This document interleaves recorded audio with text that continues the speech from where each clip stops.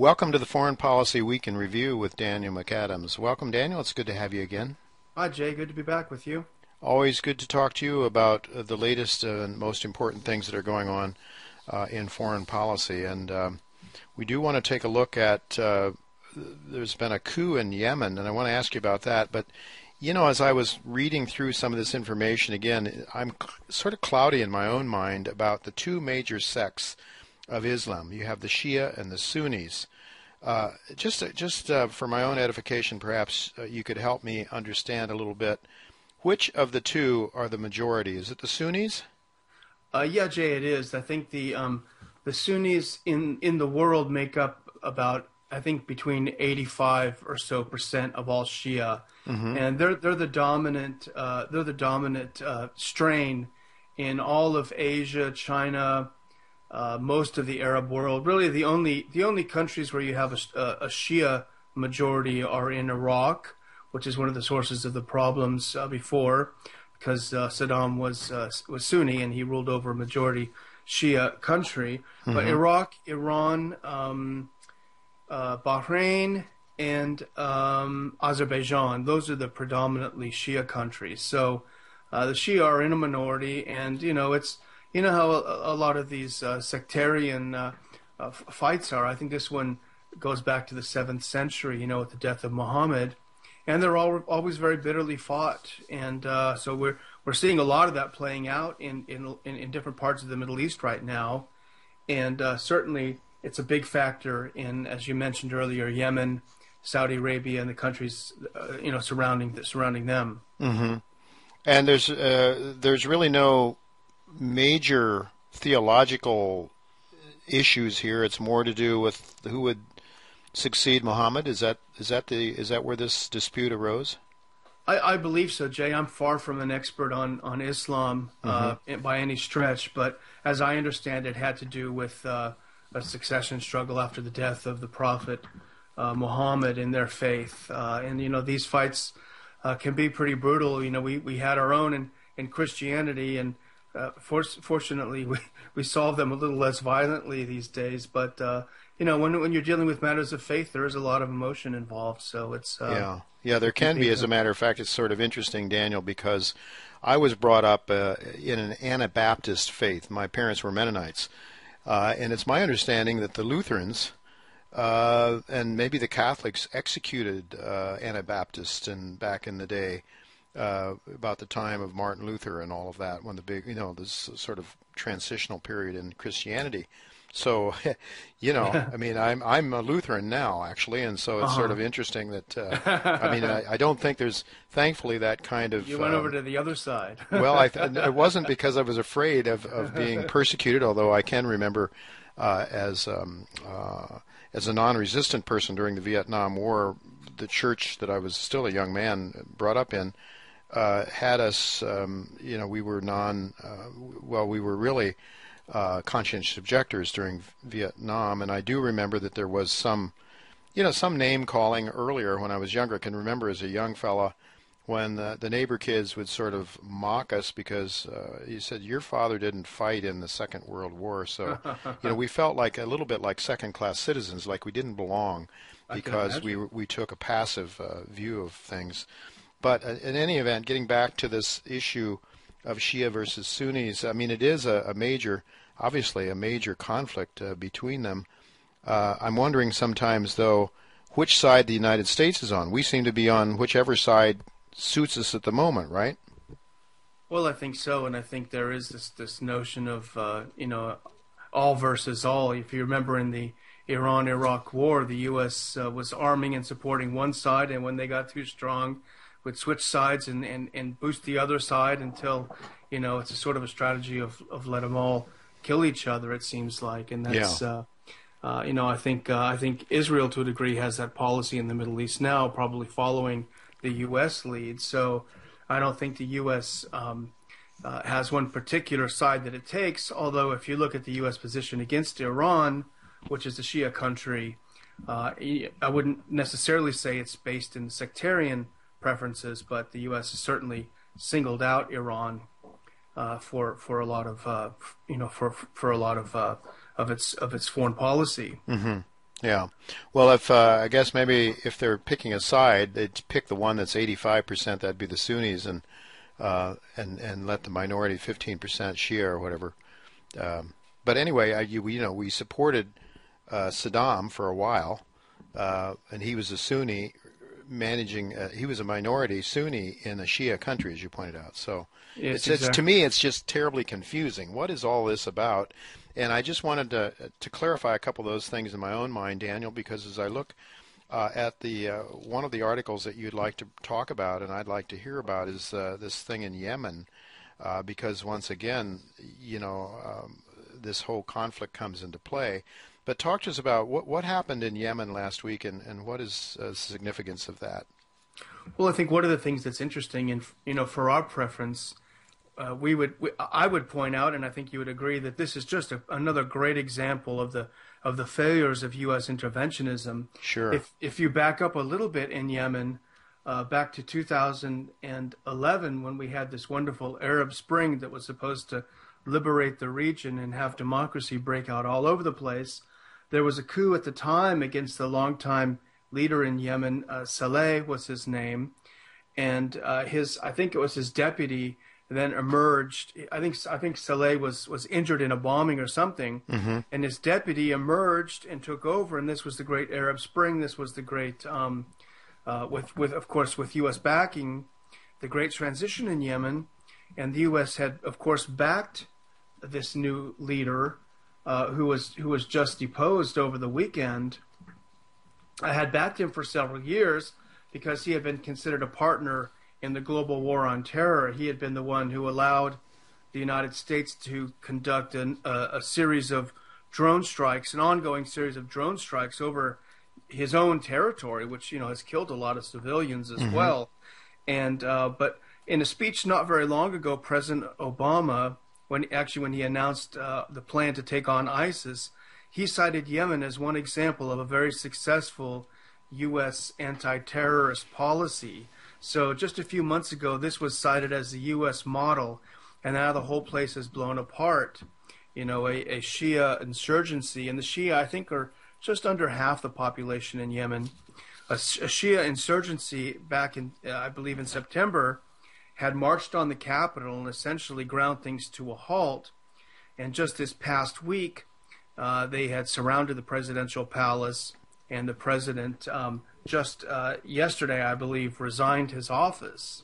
Mm-hmm. So essentially, the government of Yemen fell. The U.S.-backed government of Yemen fell, and now really holding the strings of power is a Shia insurgent group, which I'm sure the neocons in the U.S. are going to immediately say has very, very close ties to Iran, and therefore the U.S. needs to go in immediately and start intervening. So, to make a long story, I hope a little shorter, the U.S. creates the problem, and then the neocons come in and say we need more intervention to solve the problem that we created in the first place, Mm-hmm. with meddling in their internal affairs and getting them to have Arab Springs and Arab revolutions and help us, drop drones on your people and get them all irritated. So there you have it in a nutshell, the failure of interventionism. Yeah, you I think indicated to me that some of the neighboring countries might be getting a bit worried too, including Saudi Arabia. Yeah, and sure. In Saudi Arabia, this just yesterday, the longtime King Abdullah died. He was, I think, 90 years old. And Saudi Arabia has been very, very forceful in resisting its own Shia movement and uprising. Certainly, it's a much smaller percentage of the population, but very forceful. And the Shia are considered, pretty much second-class citizens in Saudi Arabia, and they've been treated very brutally. But when you have a big Shia successful Shia uprising just to the south in Yemen, I think it does certainly bode ill for stability in Saudi Arabia, particularly when there's some question as to the competence of the incoming king in Saudi Arabia, whether he's able to actually rule. He's not a young man himself and apparently not in the best health. So I think this means a period of some instability, which of course the U.S. will take as an open door for more intervention, you can be sure. Yeah, it's incredible, and yet all of this intervention seems to beget more violence and less stability, it seems. Absolutely. So I think Saudi Arabia, Yemen, and Bahrain, where there's ongoing protests, is the place to watch, at least this week. It just boggles the mind. I can't understand why we keep doing something that continues to create more chaos, more bloodshed, more more consumption of capital at a time when we are running out of capital. And you can't create capital by printing money. Of course, that's another topic. But to me, I don't understand it. We could also maybe take a look at the Ukraine. What's going on there these days, Daniel? I see there was, you had referred to some press conference, I guess it was, or some spokesperson from the United States State Department. I think her name was Jean Psaki, that was talking on RT, perhaps, or at least RT captured part of her conference. Can you talk to us a little bit about that? What's that about? Well, yeah, as you know, the tenuous ceasefire that wasn't really a ceasefire from September on has really been fully broken this past week, and the U.S.-backed forces from Kiev have been shooting some heavy weapons, some rockets into civilian areas in eastern Ukraine, and they've killed quite a few additional people. There was a bus stop that was hit yesterday or the day before, and I think about 17 people were slaughtered as they waited for the bus. Of course, there were no marches in Paris for these victims because they were killed by U.S.-backed guns. Right. But it looks like the ceasefire is done. President Poroshenko, who's the U.S.-backed president of Ukraine, said this past week that he will take back eastern Ukraine by force and force it to be Ukrainian again.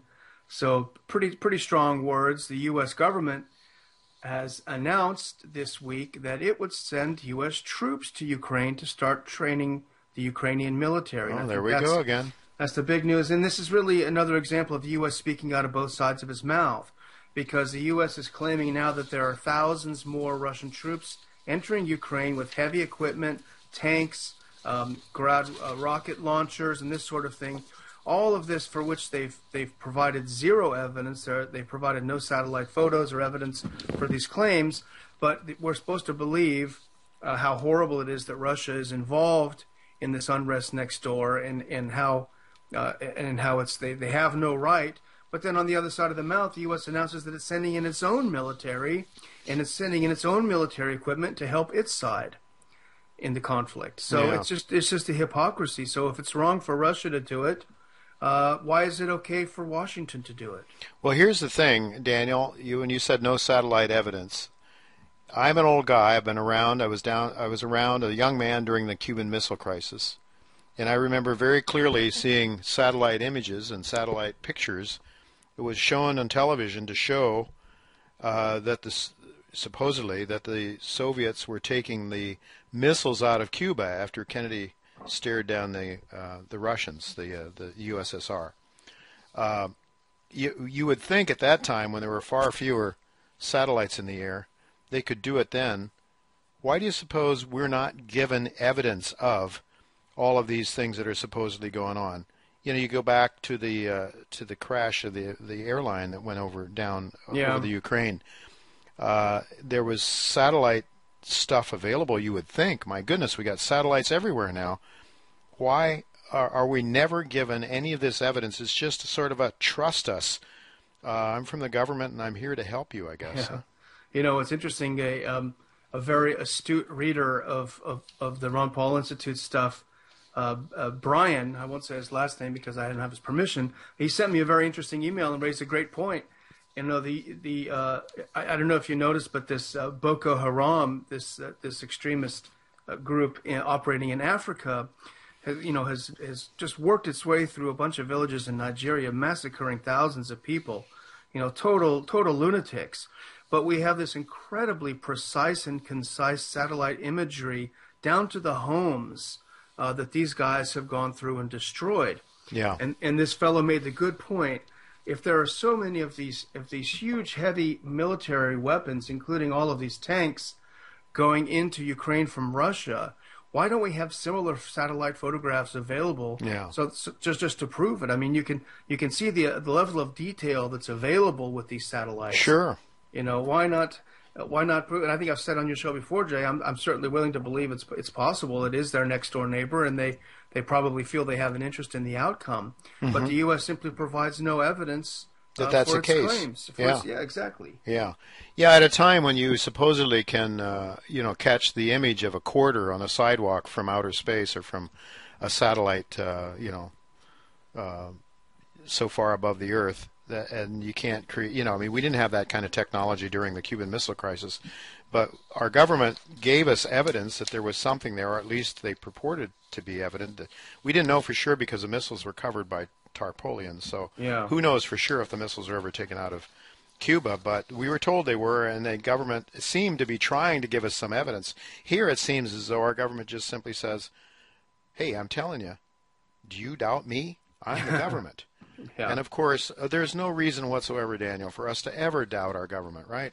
No, Iraq had WMDs. Oh, yeah. I mean, and anybody that says anything different than that, they must be crazy. Is a kook, a conspiracy theorist. Right, a conspiracy. I don't know. Well, this isn't good. I look at the financial world, which is where I focus most of my time, and it scares the living daylights out of me what I see going on now, and this I think goes with that. I'm afraid. I just see increased chaos in the financial markets, increased chaos in the geopolitical arena, and we just have to hope and pray somehow, some way, cooler heads will prevail, and that we'll ratchet this somehow, that we'll back down from this. It seems like some people, the neocons, are absolutely hell-bent on having a war, and I don't know, I can't see it any other way. Can you? Well, I think they rightly believe that they have an increased mandate after the elections in November, where the Republicans have taken control of the Senate, and some of the most hawkish neoconservative Republicans are now in positions of considerable power, including John McCain from Arizona. So I think they feel like they're on the upswing, and I don't know if Americans knew what they were doing when they voted. Not that it makes any difference at all which party you vote for, because it doesn't.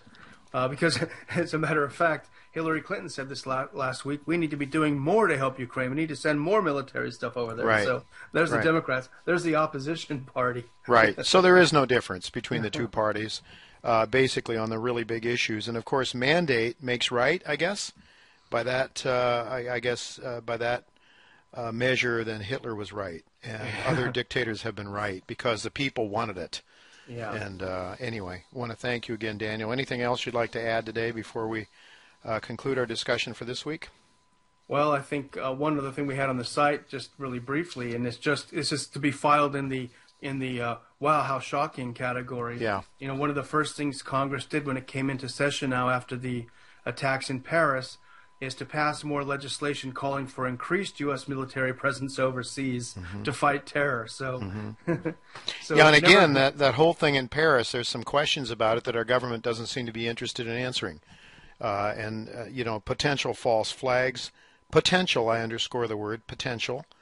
But, when we don't get answers to questions that are reasonable, it leads to a loss of confidence, I'm afraid, in government, at least among some of us that care enough to ask. I know life is difficult. People have to struggle just to put food on the table and keep busy. So I understand why most people appear to be apathetic. I think if they really understood what was going on, they wouldn't be apathetic, and that's what we try to do here on this show, at least in our small way, to help people grasp a little bit of what some of these serious issues are. And so I want to thank you once again, Daniel, for spending your valuable time with us, and keep us posted on what your boss is up to. And I think he has some new developments coming up pretty soon that I look forward to hearing more about. Great. Thank you so much, Jay. Thank you, Daniel. Look forward to doing it next week.